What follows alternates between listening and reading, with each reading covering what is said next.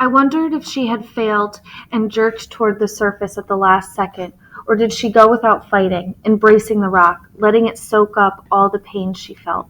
I wondered about the creatures that had swum by while she died. June and August, sopping wet, stooped on either side of her, while mosquitoes sang into our ears and the river went on about its business, coiling off into the darkness. I was sure they'd pictured May's last moments, too, but I did not see horror on their faces now, just a heartbroken acceptance. This had been the thing they'd been waiting for half their lives without even realizing it.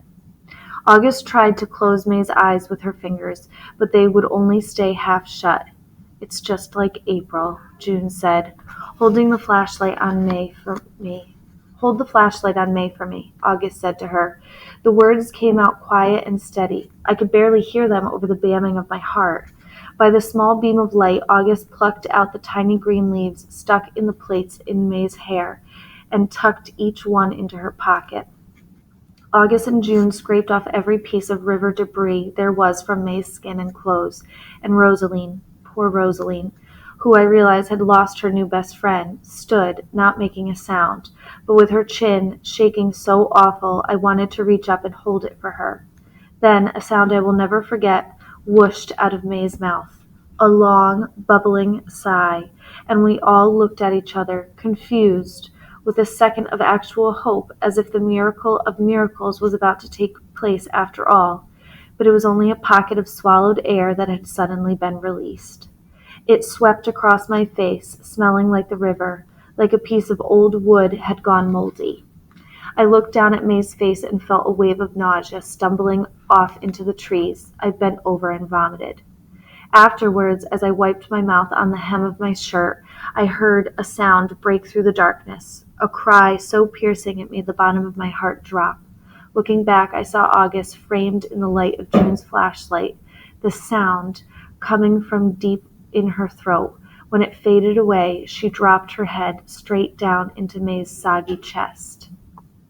I reached for the limb of a small cedar and held tight as though everything I had was about to slip from my hands.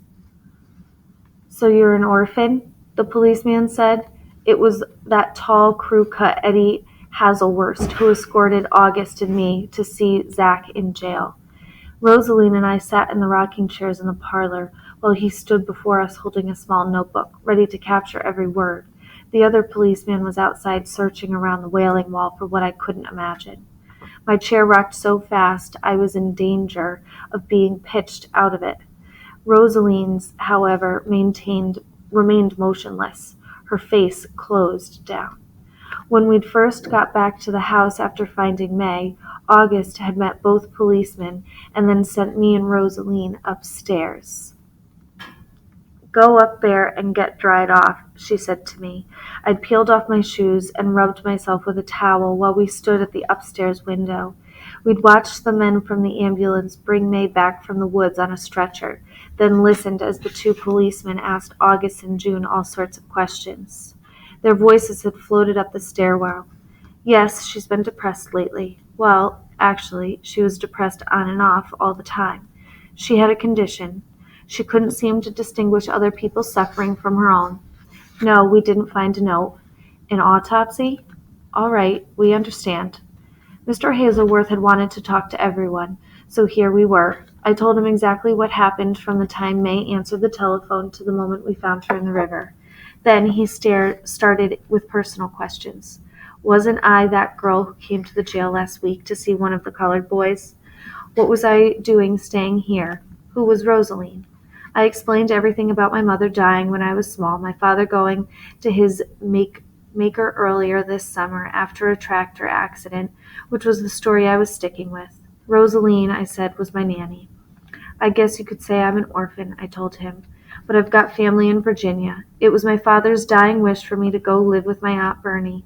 She's expecting me and Rosaline both. She'll be sending us a bus fare or driving down here and picking us up herself. She keeps saying, 'Lily, I can't wait for you to get here.' I tell her, just so we're there before school starts. I'll be a sophomore, which I cannot believe." He narrowed his eyes like he was trying to follow all this. I was breaking every rule of successful lying. Do not talk so much. I told myself I couldn't seem to stop. I am so happy about going to live with her up there. She's really nice. You wouldn't believe all the stuff she had sent me over the years, especially costume jewelry and teddy bears, one bear after another. I was only glad August and June were not present to hear this. They had left to follow the ambulance in the honey wagon, wanting to see May's body delivered safe and sound to where it was going. It was bad enough Rosaline was in the room. I was afraid she was going to give us away, say something like, "Actually, we came here right after Lily broke me out of jail." But she sat drawn into herself, a complete mute. "Now, what was your last name again?" he said. "Williams," I said. I had told him this twice already, so I had to wonder what kind of educational requirements they had for policemen in Tiburon. It looked like the same ones as Sylvan. He drew up even taller. "Well, what I don't understand is, if you're going to live with your aunt in Virginia, what are you doing here?" Here's the translation. "I am completely confused what a white girl like you is doing staying in a colored house." I took a breath.